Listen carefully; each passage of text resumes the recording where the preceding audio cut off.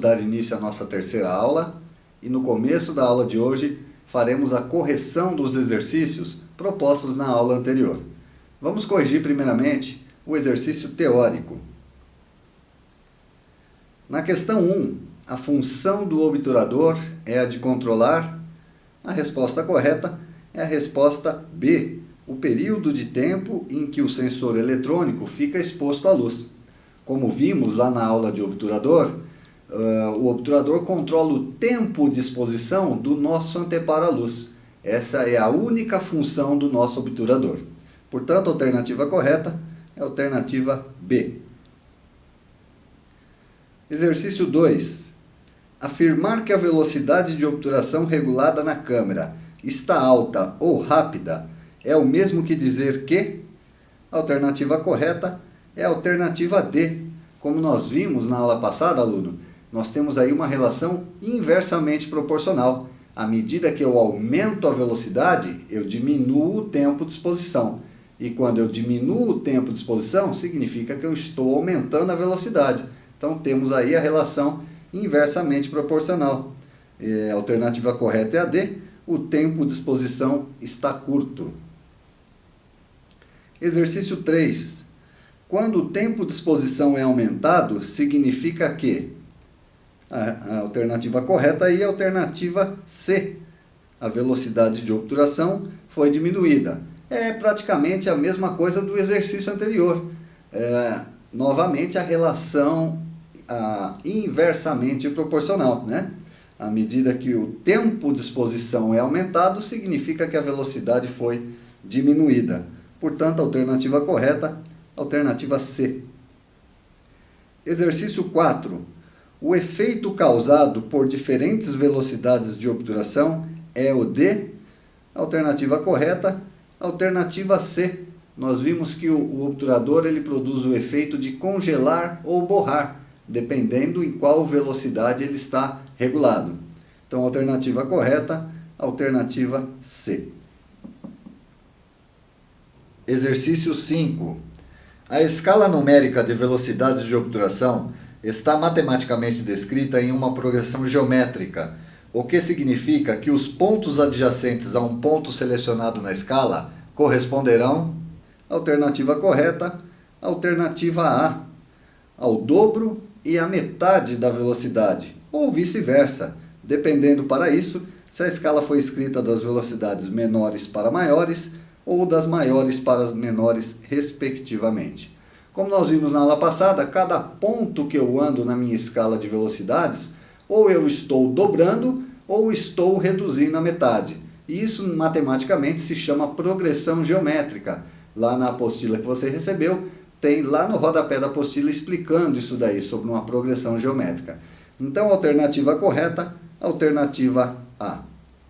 Vamos falar agora, aluno, sobre o exercício prático que eu deixei para você fazer. No exercício prático, eu pedi para que você regulasse a câmera para o modo S ou TV, dependendo da marca da sua câmera, e pedi para que regulasse o ISO e o White Balance para o modo automático. Essas regulagens você deve ter visto como o exercício prático lá da nossa primeira aula, né? Que eu deixei para você ler o manual e você aprender onde faz as regulagens. Então, no exercício 1, eu pedi ajuste a velocidade de obturação para aproximadamente 1/8 de segundo e fotografe um assunto que se encontra em movimento. O que é um assunto que se encontra em movimento? Qualquer elemento, qualquer coisa que se movimente, que se mova. Por exemplo, uma pessoa andando de bicicleta, um carro, um ônibus, uma moto, qualquer assunto que se encontre em movimento. Então, com esse exercício, a ideia era que você tomasse uma fotografia onde esse assunto que se movimenta saísse na fotografia de forma borrada, porque a velocidade de obturação que eu pedi para que fosse utilizada foi a de 1/8 de segundo, uma velocidade baixa de obturação ou um tempo longo de exposição. Se o sensor ficou exposto por um tempo longo e o assunto se movimentou, ele tem que sair necessariamente borrado lá na nossa imagem. No exercício 2, eu pedi para que ajustasse a velocidade de obturação para aproximadamente 1/250 de segundo e que você fotografasse um assunto que se encontrasse em movimento. Poderia ter sido até o mesmo assunto do exercício anterior, por exemplo, uma criança brincando ou uma pessoa caminhando, e o efeito que a gente conseguiria com essa fotografia seria o de tudo congelado, pois a velocidade de obturação está alta ou o tempo de exposição está curto. Se o tempo de exposição está curto, significa que o obturador abriu e fechou muito rapidamente, congelando qualquer ação que tivesse acontecendo lá na nossa cena. No terceiro exercício, eu pedi para você ajuste a velocidade de obturação para aproximadamente 1/8, novamente 1/8, como lá no primeiro exercício, e fotografe um assunto que se encontre estático.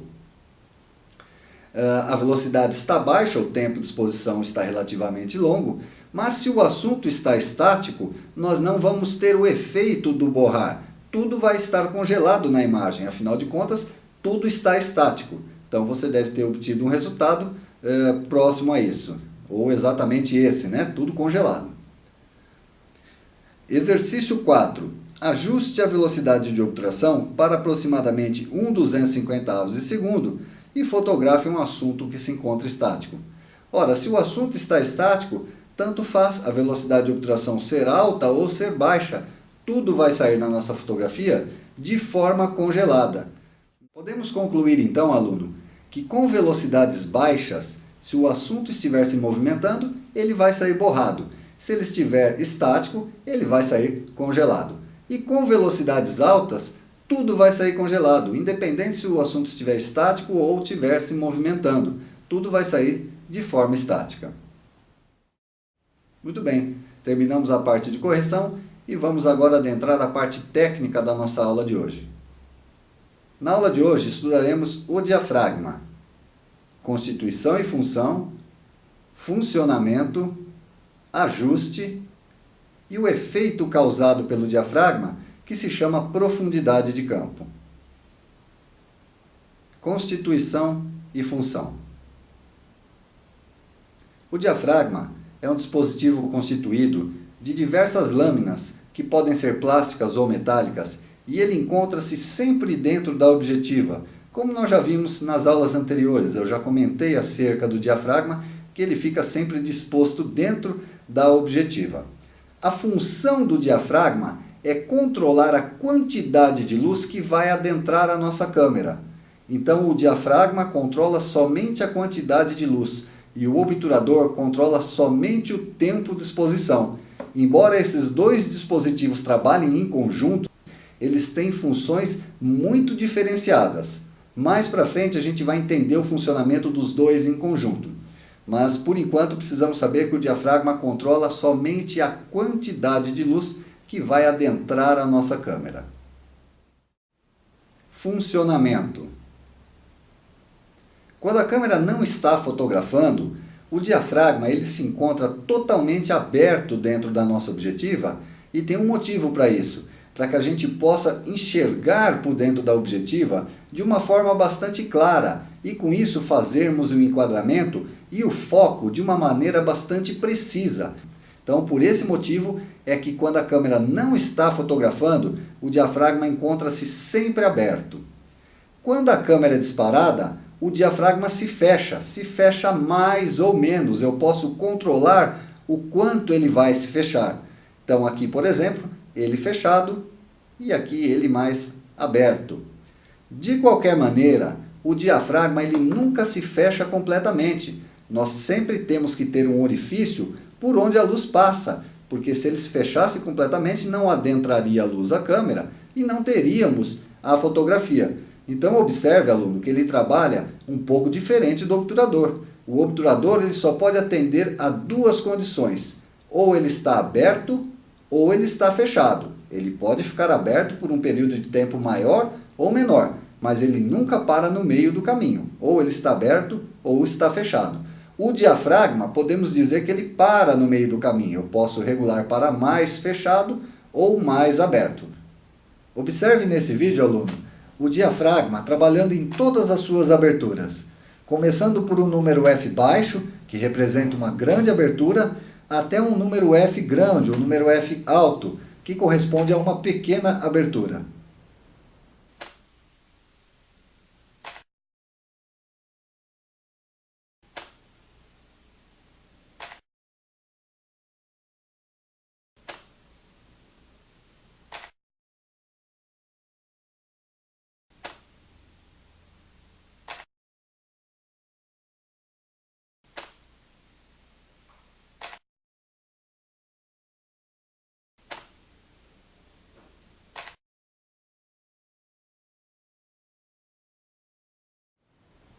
Ajuste.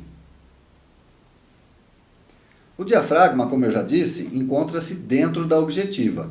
Nas objetivas antigas, a gente fazia o ajuste na própria objetiva. Eu tinha um anel de abertura de diafragma e eu regulava a abertura do meu diafragma diretamente nesse anel. Eu selecionava um número aqui, que nós vamos ver mais adiante, e regulava visualmente a abertura que me conviesse.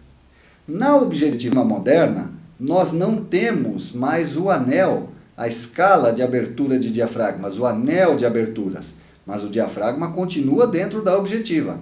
Então, como é que nós regulamos o nosso diafragma na objetiva moderna? Na objetiva moderna, nós regulamos através da nossa câmera reflex. Em algum botão ou no menu, a gente faz o ajuste da abertura do diafragma. E a câmera tem que mostrar para a gente. Novamente, assim como o obturador, nós não temos que adivinhar. Nós temos que saber exatamente para qual abertura o diafragma está ajustado. Então, na câmera reflex, assim como no obturador, eu tenho a visualização internamente no meu visor óptico. Eu tenho algumas câmeras que posso visualizar aqui em cima nesse display. E algumas câmeras podem me mostrar aqui no monitor LCD. Então, não temos que adivinhar, nós regulamos e visualizamos em algum desses 3 pontos, conforme a marca e o modelo do nosso equipamento. Para ficar mais fácil a compreensão da função do nosso diafragma, vamos traçar uma analogia com uma janela de uma sala. Quando a gente abre a janela, começa a entrar luz na sala. Se abrirmos mais, entra mais luz, e se abrirmos a janela totalmente, entra o máximo possível de luz permitido por aquele espaço que aquela janela conforma. E à medida que nós vamos fechando a janela, nós vamos diminuindo a quantidade de luz que vai adentrando lá ao ambiente, à sala. Só que essa é uma janela com defeito, ela não se fecha completamente. Eu tenho uma frestazinha por onde ainda passa um pouquinho de luz. Então essa é a analogia com o nosso diafragma. É uma janela de luz, ele deixa entrar mais ou menos luz, mas lá no finalzinho ele está com defeito, ele não se fecha totalmente e ainda deixa entrar um pouquinho de luz na nossa câmera ou a janela, deixando entrar luz lá na nossa sala. Então essa seria uma analogia para a gente entender como é que funciona o nosso diafragma. Assim como no obturador, o diafragma também segue uma escala matemática que está padronizada, ou seja, qualquer objetiva que pegarmos vai estar seguindo essa escala. E assim como no obturador, também é uma relação de dobro e metade. Então eu tenho, por exemplo, uma abertura qualquer. Quando eu abro um ponto, quando eu abro o meu diafragma em um ponto, significa que eu estou dobrando a quantidade de luz que agora vai adentrar a minha câmera. E se eu fechar um ponto, vai entrar metade da quantidade de luz do que estava entrando no ponto anterior. Então nós temos uma escala matemática que está padronizada. É importante a gente saber, aluno, que a relação é sempre de dobro e metade. Lá na escala de velocidades, a gente viu que o número realmente dobrava. 1 segundo, 2 segundos, 4 segundos, 8 segundos e voltando seria metade. 4 segundos, 2 segundos, 1 segundo, meio segundo.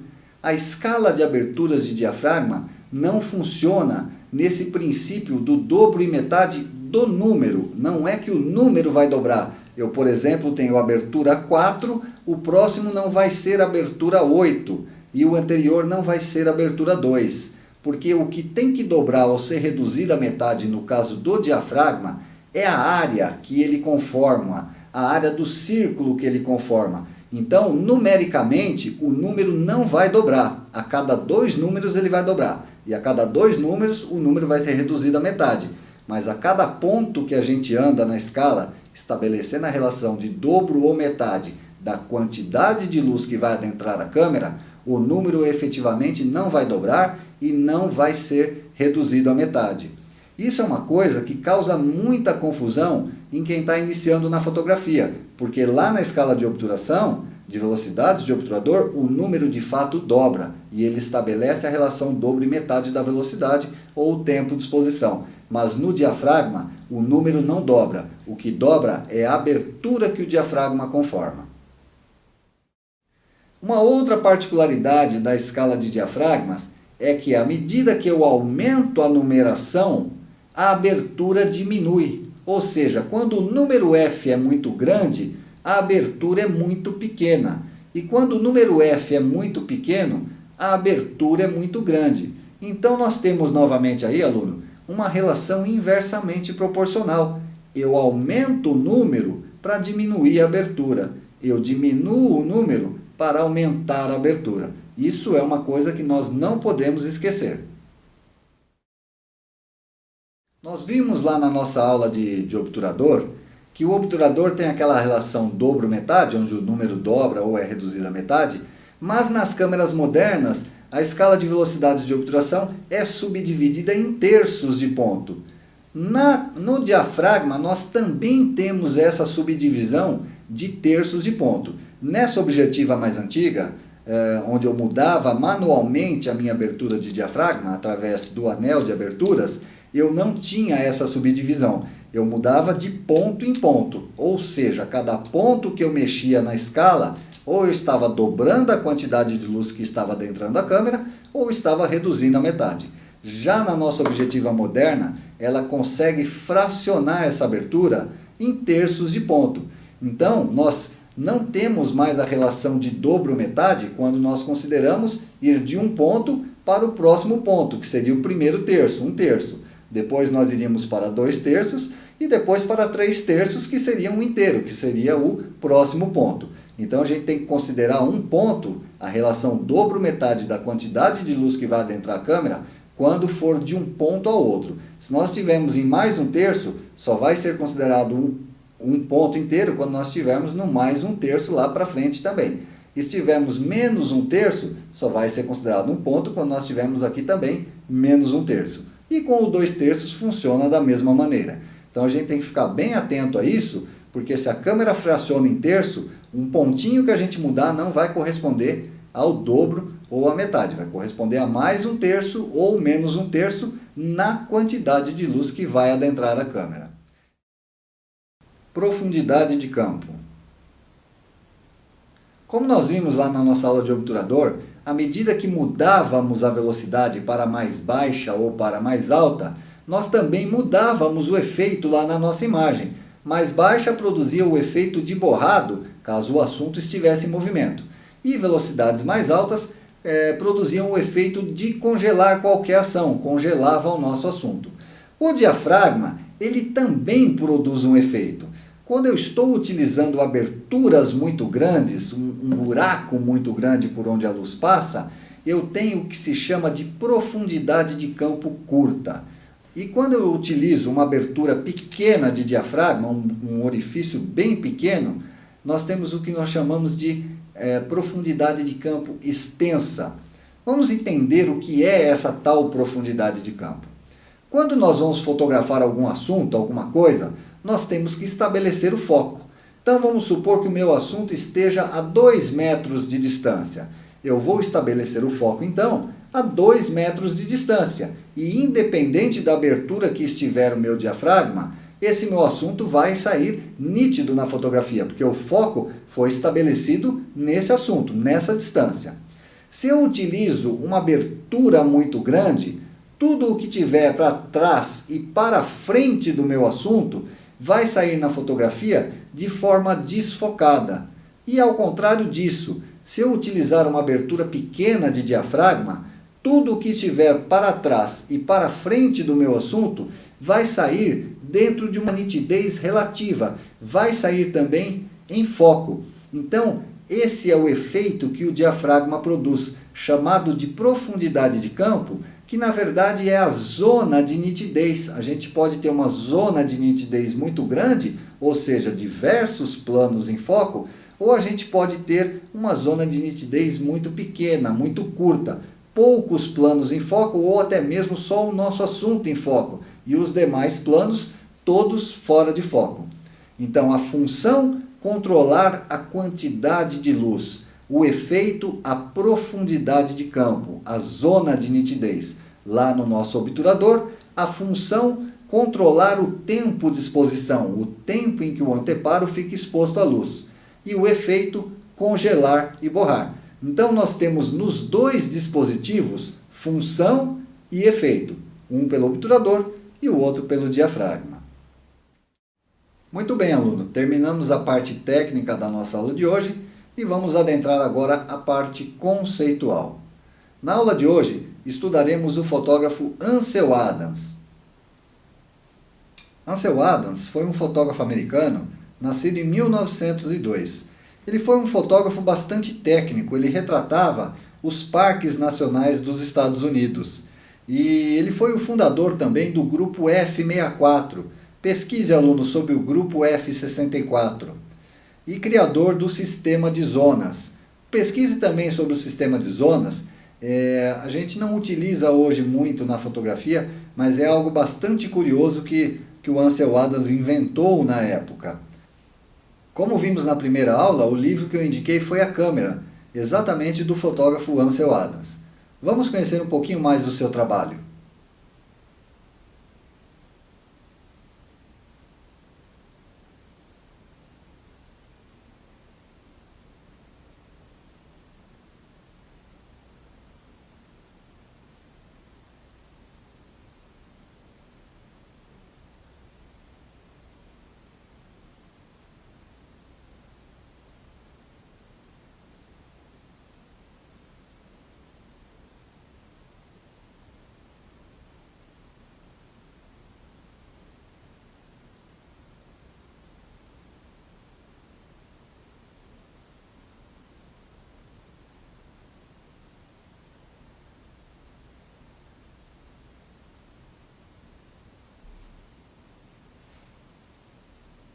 Ainda na parte conceitual da nossa aula, indico o documentário Abaixando a Máquina, Ética e Dor no Fotojornalismo Carioca. É um documentário bastante interessante e fala sobre o fotojornalismo, daqueles fotógrafos que sobem o morro junto com a polícia, e ele mostra as dificuldades e o que passa o fotojornalista no dia a dia de trabalho. Indico ainda o livro A Física e a Matemática Intrínsecas na Fotografia.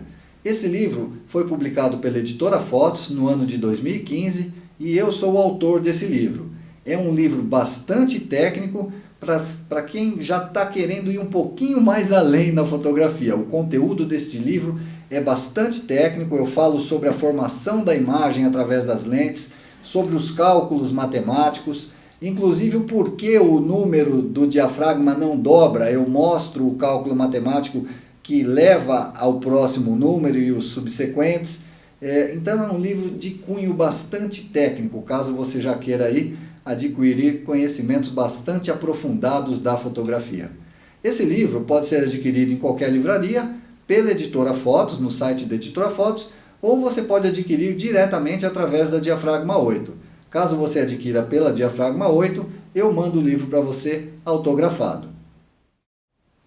Deixo ainda o exercício teórico e o exercício prático, que resolveremos na próxima aula. Bons estudos e até a próxima!